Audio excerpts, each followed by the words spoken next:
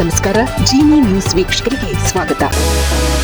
India AI impact expo 2026ಕ್ಕೆ ಪ್ರಧಾನಿ ಮೋದಿಯವರು ನಿನ್ನೆ ಚಾಲನೆ ನೀಡಿದರು.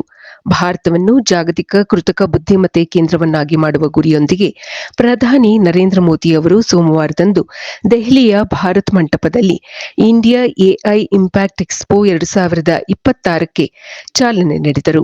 ಫೆಬ್ರವರಿ 16ರಿಂದ 20ನೇ ತಾರೀಕಿನವರೆಗೆ 5 ದಿನಗಳ ಕಾಲ ಈ ಬೃಹತ್ ಶೃಂಗಸಭೆ ನಡೆಯಲಿದೆ. ಇದರಲ್ಲಿ 30ಕ್ಕೂ ಹೆಚ್ಚು ದೇಶಗಳ ಪ್ರತಿನಿಧಿಗಳು, 3,000ಕ್ಕೂ ಹೆಚ್ಚು ಭಾಷಣಕಾರರು ಹಾಗೂ 100 ಜಾಗತಿಕ ಟೆಕ್ ಕಂಪನಿಗಳು ಭಾಗವಹಿಸುತ್ತಿವೆ. ಎಕ್ಸ್ಪೋ ಉದ್ಘಾಟನೆಯ ನಂತರ ಪ್ರಧಾನಿಯವರು ವಿವಿಧ ಸ್ಟಾರ್ಟ್ಅಪ್ ಮಳಿಗೆಗಳಿಗೆ ಭೇಟಿ ನೀಡಿದರು. ಎಐ ತಂತ್ರಜ್ಞಾನವನ್ನು ಆರೋಗ್ಯ, ಕೃಷಿ ಮತ್ತು ಶಿಕ್ಷಣ ಕ್ಷೇತ್ರದಲ್ಲಿ ಹೇಗೆ ಬಳಸಬಹುದು ಎಂಬ ಬಗ್ಗೆ ಯುವ ಸಂಶೋಧಕರೊಂದಿಗೆ ಸಂವಾದ ನಡೆಸಿದರು. ನಂತರ ಸಭೆಯನ್ನುದ್ದೇಶಿಸಿ ಮಾತನಾಡಿದ ಪ್ರಧಾನಿ ನರೇಂದ್ರ ಮೋದಿಯವರು, ಭಾರತವು ಎಐ ಕ್ರಾಂತಿಯ ಮುಂಚೂಣಿಯಲ್ಲಿದೆ ಎಂದರು.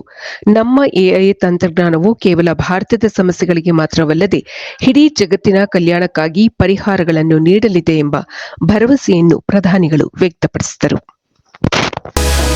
ಇದು ಈ ದಿನದ ನಿರಂತರ ಸುದ್ದಿಗಳಿಗಾಗಿ ವೀಕ್ಷಿಸುತ್ತಿರಿ ಜಿನಿ ನ್ಯೂಸ್. ನಮಸ್ಕಾರ.